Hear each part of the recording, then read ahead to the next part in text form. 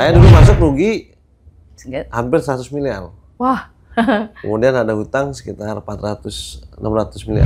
Kita bikin surprise. Oh, nggak boleh dikasih spill out sedikit, Pak? Ini. Jangan dulu. Oh, jangan dulu ya. Takutnya terbaca oleh saingan-saingan kita.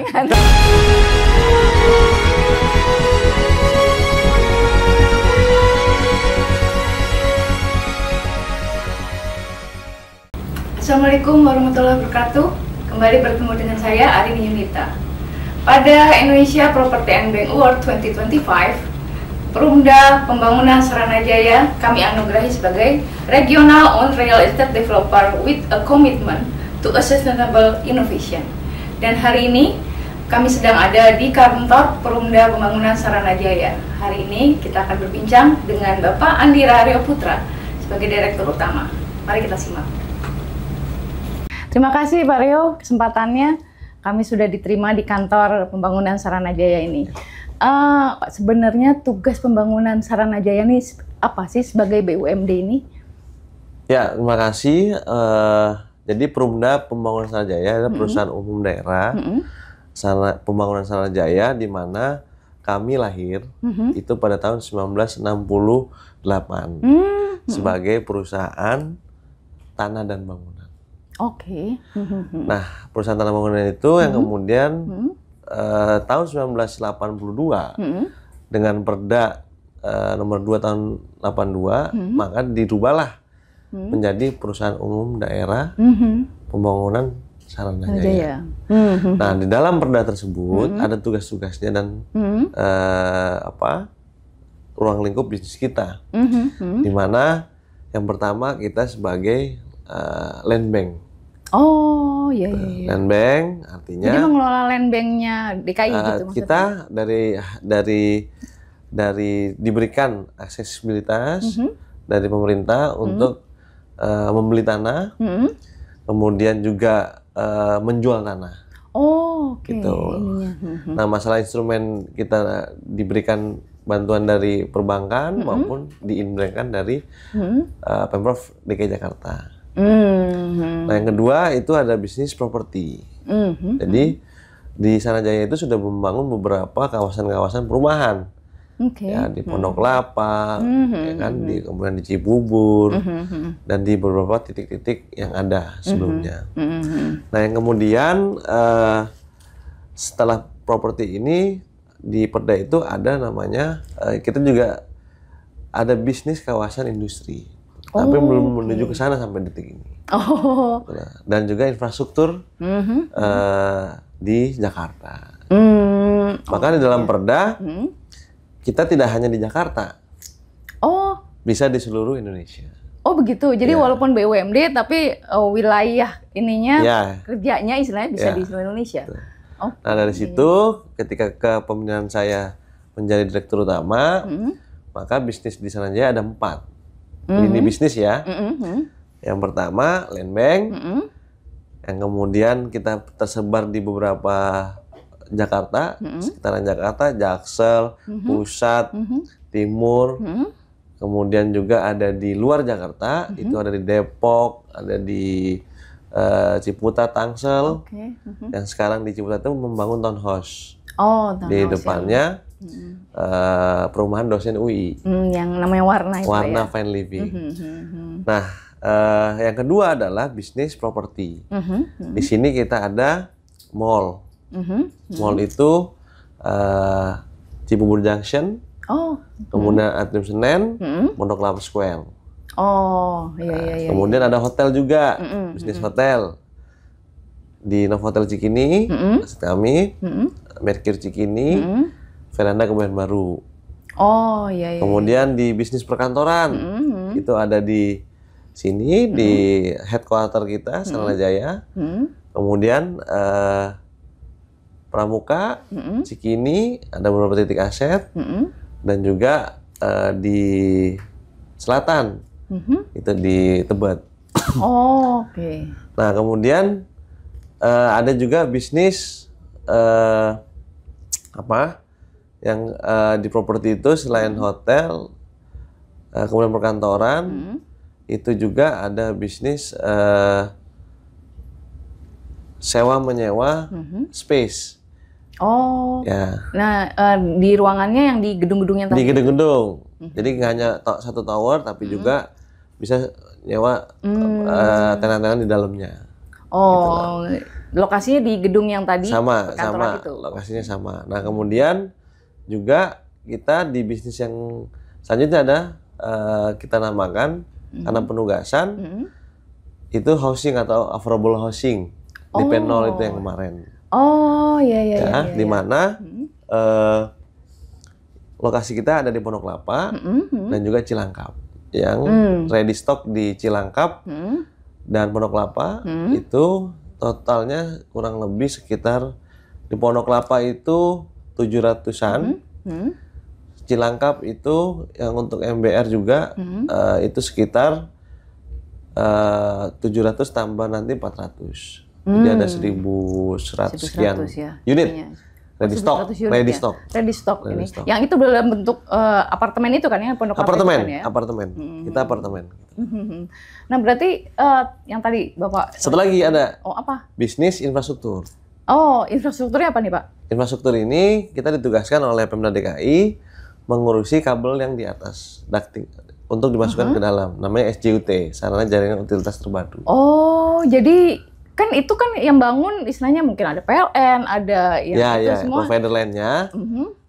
Dalam aturan penugasan itu nanti para provider komunikasi, telekomunikasi, serta PLN itu mengikuti nanti satu jaringan saja namanya fiber optik yang di bawah semua ditanam. Oh, itu. Jadi yang sekarang istilahnya kan, pembangunan galian-galian itu termasuk itu ya, pekerjaan saran aja ya tuh berarti. Itu masih Dinas Bina Marga yang bangun. Oh, gitu. Kita di bisnisnya nanti. Oh, jadi itu belum masuk. Lagi proses. Lagi menunggu perda. Perda yang terbaru. Untuk sarana jaringan utilitas terpadu. Ini kayaknya lininya itu cukup besar juga Pak ya, berarti dari istilahnya dari mentahnya yang dari lahan sampai pembangunannya sampai infrastrukturnya gitu ya. Di DKI sendiri kan juga ada Pak BUMD yang terkait dengan properti itu, bagaimana itunya? Ada istilahnya batasan-batasan atau mungkin kayak Jakpro seperti kayak gitu? Ya, kalau kita lihat makanya dari historical yang tadi saya ceritakan bahwa kita sudah lama menjadi badan usahanya Pemda DKI Jakarta karena kita mempunyai fungsi yang sudah diatur di dalam perda kita, yaitu kita sebagai developer. Tadi poin-poin yang tadi lini bisnis dan tugas kita yang ada di perda, kita sebagai developer atau pengembang perumahan. Oh, jadi lebih pengembangan properti. Pengembang properti ya ininya. Dari kita bukan kontraktor, kita bukan jasa, tapi kita pengembang. Oh iya. Mengembangkan kawasan, mengembangkan kawasan perumahan, mengembangkan kawasan perkantoran, mengembangkan kawasan housing gitu. Kalau yang lainnya, mungkin BUMD lainnya hampir mirip-mirip sama, tapi kami sudah di logo kami ini, itu di bawahnya sebelumnya ini logo lama, itu real estate development ditambah. Oh, jadi lebih tegas ya? Lebih tegas status jenis kelamin kita. Ya, tapi kalau gitu bisa bekerja sama atau apa ya, berkolaborasi dengan BUMD seperti itu juga ya? Kita bisa bekerja sama dengan siapapun, baik di BUMN, BUMD setempat, kemudian juga private sector juga kita bisa, bahkan perorangan juga bisa. Oh gitu ininya. Land banknya berapa banyak sih Pak sekarang? Land bank kita kurang lebih sekitar kalau di total di seluruh Jakarta maupun di luar Jakarta itu kurang lebih ada 64 hektar. Oh 64 hektar. Plus ya 80 hektar. Oh, Oke. Tapi paling banyak di Jakarta ya? Jakarta. Tersebar di Jakarta, yang paling banyak di Jakarta Timur. Oh. Yang masih ada sisa land banknya. Oh, di Jakarta Timur untuk apa tuh rencananya kalau? Waktu lalu itu untuk sebagian untuk housing yang DP 0, sebagian untuk komersial. Jadi tugas utamanya memang sebagai pengembang real estate ya, properti ininya. Dari real estate itu kan juga ada perumahan, ada komersial. Paling besar mana Pak yang ditugaskan istilahnya? Selain aja ini. Kita penugasan hari ini cuman yang DP0 housing tadi, sama SJUT tadi, sarana jaringan utilitas terpadu. Ya, tapi kalau bisnis ya kita harus achieve terus. Gitu loh. Nah, itu dia. Bisnis perumahan yang sekarang ada Warna Fine Living, Townhouse. Kemudian bisnis perkantoran, walaupun sekarang bisnis perkantoran itu merah ya, kuadran merah. Jadi belum masih setelah Covid ini karena jadi perkantoran agak lesu.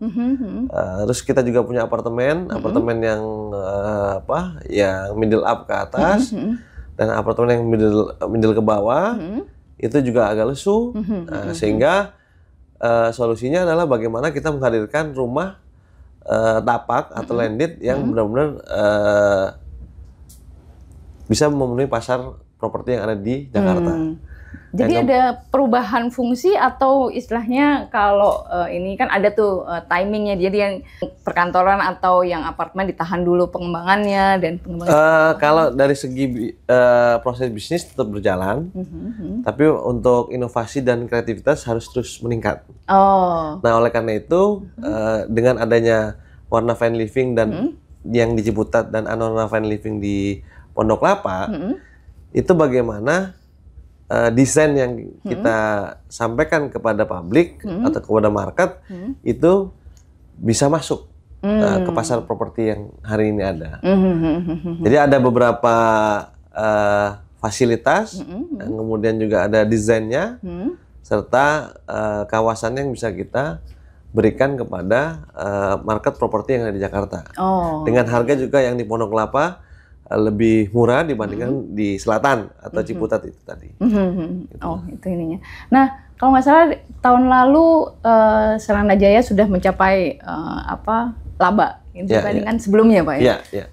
Apa nih strateginya bisa mencapai dari istilahnya dari negatif menjadi positif sekali ini? Apa sih yang sudah dilakukan nih, Pak? Ya, terima kasih. Jadi memang hari ini kita sudah banyak sebuah penghargaan ya.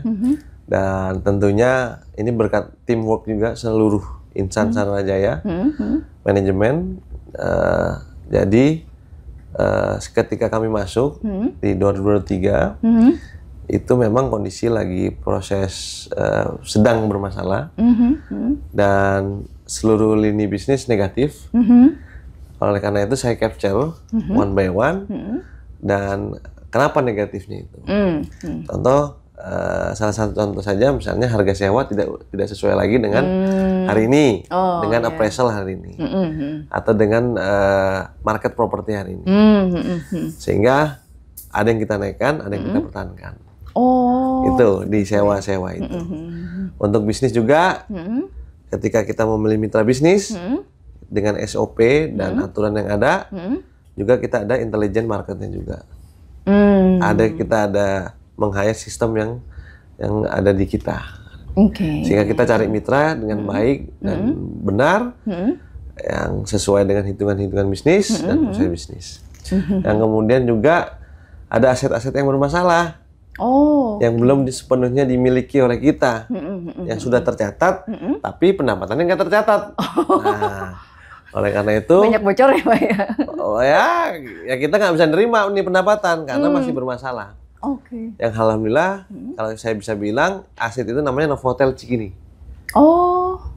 Jadi alhamdulillah sudah kita rapikan dan sudah balik nama ke nama Perumda Serana Jaya per Maret 2024 dengan konteks penyelamatan aset. Itu kita bisa close di 650 miliar. Gitu. Jadi kurang lebih 645-650. Ini menjadi kebanggaan kita, bisnis hotel. Walaupun sekarang ada kebijakan MICE yang efisiensi di beberapa kelembagaan kementerian, tapi Pemda masih bisa membantu kita.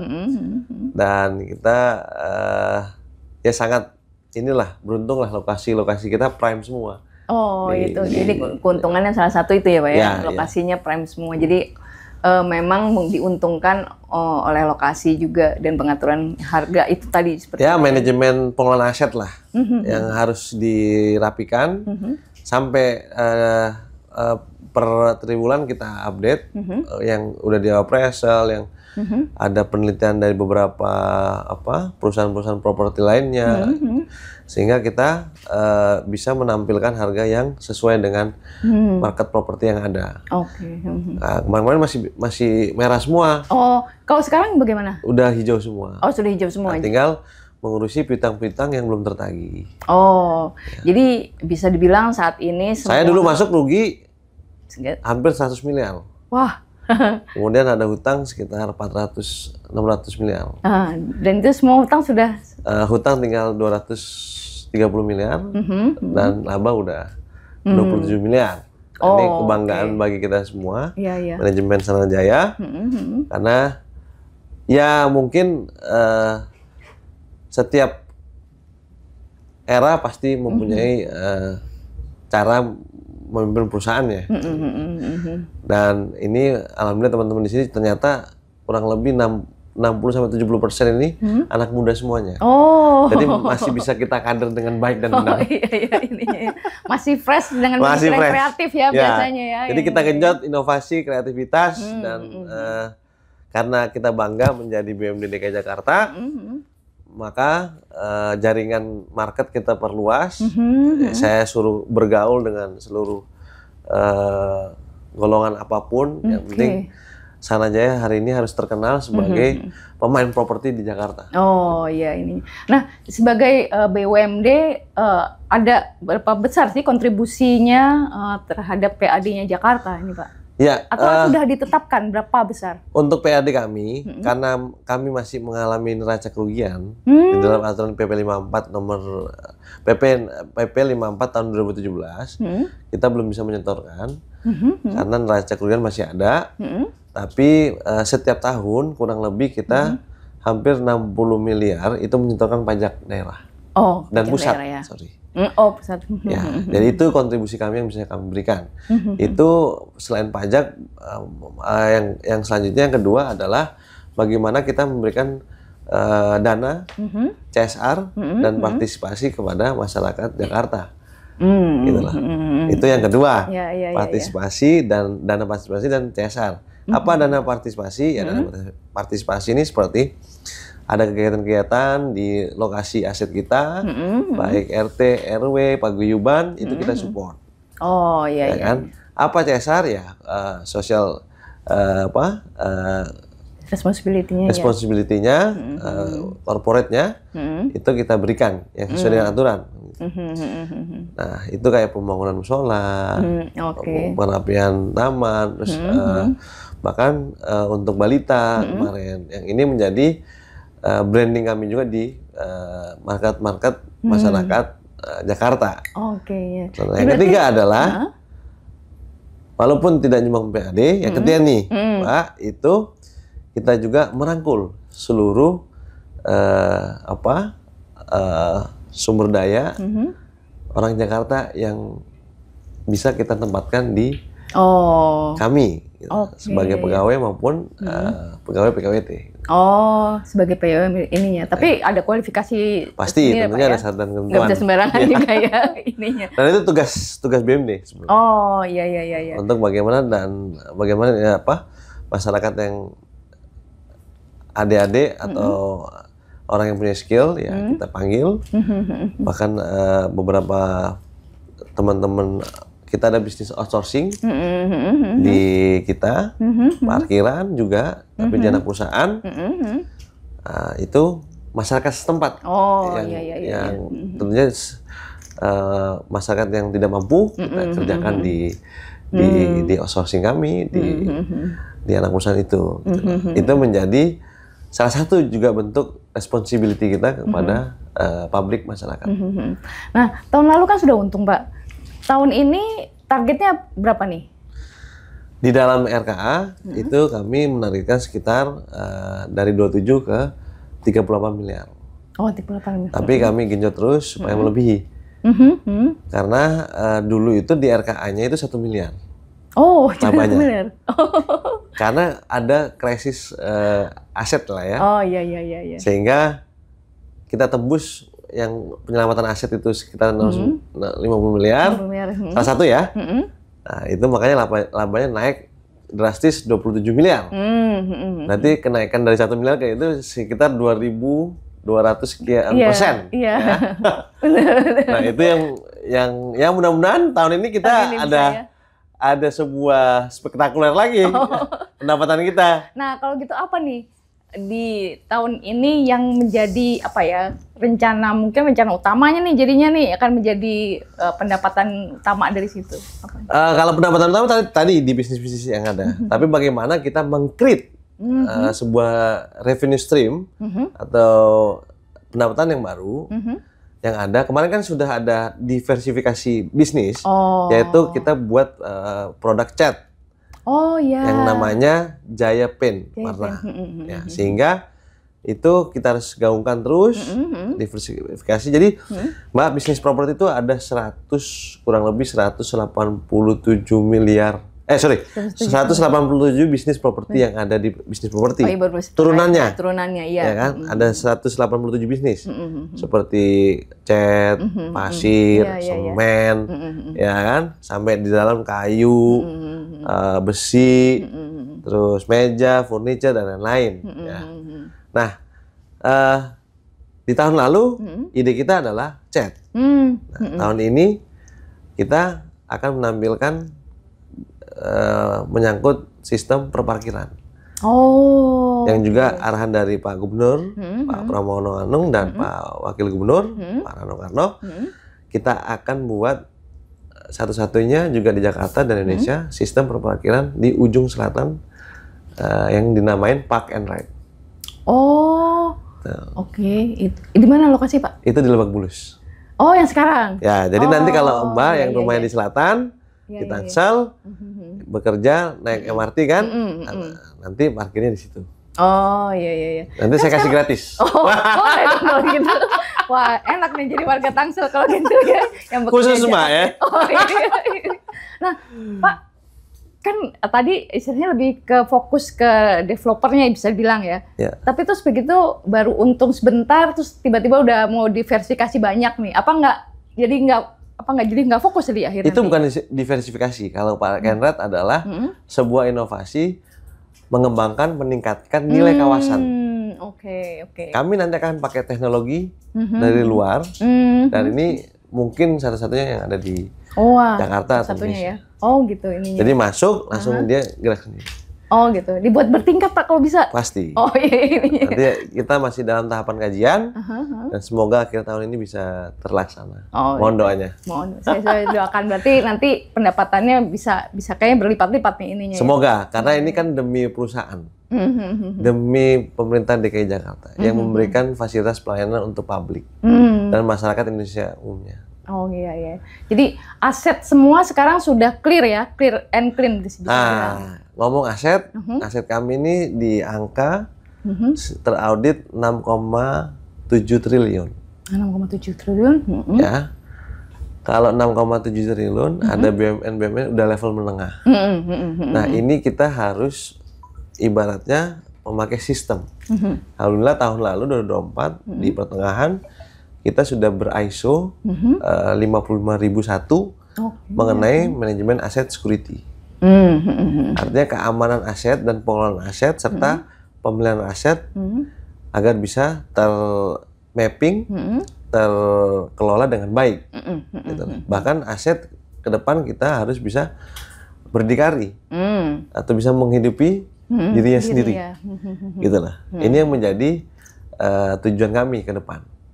Adalah aset itu, aset fisik itu semua bisnis kita. Tapi aset non fisik adalah SDM kita. Nah, aset SDM kita ini yang kita perbaiki. Apa? Dengan sistem. Korporasinya sudah 55001 sudah certified asset management security. Teman-teman juga sudah ada certified. Bagaimana mengelola asetnya? Oh iya. Jadi manajemen sudah, teman-teman staff manajemen udah ada sertifikat manajemen aset untuk bagaimana mengcapture, mengelola aset, dan memelihara aset dengan baik. Oh, itunya ya jadinya. Dan kita salah satunya.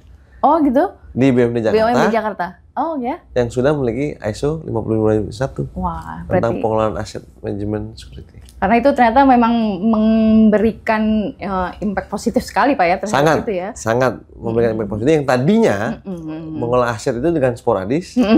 Sekarang kita masukin sistem. Ada Sistem digital. Kita sudah bikin aplikasi sendiri. Kita sudah mendevelop sendiri yang sampai hari ini juga di-develop terus oleh teman-teman. Berarti kalau gitu dengan aset yang sudah sebagian besar clear and clean tadi, berarti untuk bermitra dengan siapa saja itu lebih mudah itu. Tujuannya itu. Oke. Tujuannya dengan 55001 ISO untuk aset manajemen security adalah bagaimana kita memberikan sebuah trust kepada market property, kepada mitra investasi, dan kepada masyarakat tentunya. Oh iya. Jadi kalau Mbak mau beli properti saya, kita udah terverified gitu, bahwa aset kami ya pasti secara legal saja itu sudah benar. Oh iya, itu yang penting banget. Itu yang penting kan. Iya. Jadi masyarakat firm dengan produk Saranajaya. Iya ininya ya. Oke, kalau begitu tahun ini akan mengembangkan apa lagi tadi selain parkir atau kita apa? Tunggu. Kita bikin surprise. Oh, nggak boleh dikasih spill out sedikit Pak? Ini. Jangan dulu. Oh, jangan dulu ya. Takutnya terbaca oleh saingan-saingan kita. Nggak bercanda. Tapi gini, sebagai BUMD, kan sekarang problem Jakarta bisa dibilang banyak lah. Salah satunya juga perumahan, ada permukiman kumuh seperti kayak gitu. Juga ada rencana dari pemerintah pusat itu program 3 juta rumah. Di Jakarta sendiri juga ada pengembangan TOD seperti kayak gitu. Apa perannya Saranajaya dan semua? Jadi memang Saranajaya sebagai developer perusahaan yang tentunya sesuai dengan pemegang saham kita, arahan Pak Gubernur dan Pak Wakil Gubernur, bahwa kita harus memberikan yang terbaik untuk pemerintah DKI Jakarta dan juga masyarakat Jakarta. Salah satu yang hari ini kita lakukan adalah Park and Ride tadi. Nah, ya, Park and Ride itu di kawasan TOD. Oh iya. Ya. Nah, transit oriented development, di mana salah satunya itu ada Park and Ride, ada commercial area, ya kan, ada housing atau apartemen, ada perhotelan, ada perkantoran di dalam satu TOD. Nah, ini lagi kita bangun. Kita bekerja sama dengan TJ Transjakarta, kita bekerja sama dengan MRT, kita bekerja sama dengan LRT, yang nantinya benar-benar kolaborasi ini bisa membangun kawasan TOD. Tujuannya apa?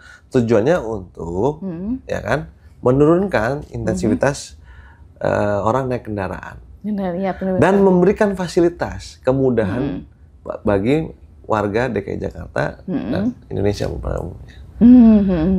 Oh ini jadi BUMD yang memang punya visinya lebih jelas, istilahnya bisa dibilang harus gitu ya. Jelas. Harus jelas gitu ya ininya ya. Karena sekarang kan Jakarta menjadi kota global. Betul, kota itu global. Tujuan kami dan arahan Bapak Gubernur, Wakil Gubernur bahwa menuju kota global dari 74 ranking ini ke nanti targetnya 50-an ranking, kita harus bisa memberikan inovasi teknologi yang baik pada masyarakat DKI Jakarta. Oh iya ini. Jadi masih tetap disembunyikan apa rencananya di tahun ini ya? Tunggu surprise. Tunggu surprise. Karena kita bukan itu lagi public chat lagi kan Pak? Public chatnya belum saya umumin tahun lalu. Gitu ya? Tiba-tiba langsung ada. Dan itu dilaunching di Atrium Senen di aset kami. Nah seperti kayak gitu, Atrium Senen itu kan dia diubah istilahnya rebranding sekarang juga ya. Okay, dengan mitra kami, rebranding dan alhamdulillah bagus, tenan-tenan yang masuk bagus. Jadi kayaknya nanti akan beberapa aset lagi dibikin rebranding seperti kayak gitu juga ada. Akan ada nanti satu aset. Akan ada lagi. Ini masih kita tunggu ada dan itu di prime juga lokasinya. Oh ya? Ya. Ngomong-ngomong di mana Pak? Lokasi yang paling prime punyanya Saranajaya? Paling prime. Ada di Gatot Subroto, Ya kan, di sini juga headquarter. Oke. Cikini juga ada. Wah. Nanti tinggal kejutan-kejutan. Wah, kejutan. Oh gitu, kita tunggu kejutannya di tahun ini karena masih ada waktu 6 bulan lagi ya, bisa bilang ya. Masih ada 6 bulan lagi ke. Dan kita optimis 6 bulan itu kita banyak inovasi. Dan Wah. saya bilang setiap rapat BOD dan BOC kita optimis akan meraih laba yang sangat signifikan. Berarti nanti kita di akhir mudah-mudahan doanya. Kita doakan akhir tahun nanti ada pembangunan Sarana Jaya ini punya apa ya, bisa dibilang terobosan yang baru ya ininya. Oke Pak, terima kasih sekali untuk Sarana Jayanya.